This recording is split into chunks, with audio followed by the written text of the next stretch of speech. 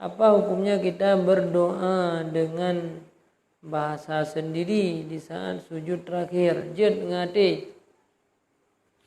Pibe berdoa ngelidah. Yaitu bisu bahasa yang kan bahasa Arab, maka batal sembah. Bayang. Lamati lapor juga Allah Taala, ya Allah yang berat hati dengan musibah lo. Suami long yang lagi yang roh yang putuskan, tapi long yang pasah hanja gue dengku.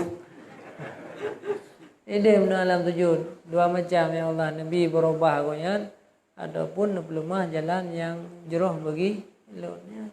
Gede pegawai Allah ya. Baik pegawai hakim kadang-kadang salah andru dalam kepak balik. Anggian. Jud tapi dengan hati. Penemboh yang enggak dalam sujud menyata bedah malam. Doa yang pertama yaitu berselamat iman. Allahumma khtim lana husnal khatimah.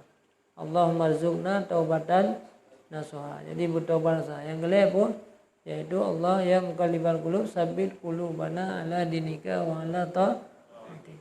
Atau Rabbi ja'alni muqimas salam. Doakan ya Allah jadikan lun orang yang tetap sembahyang wa zurriyati dan zuriat lun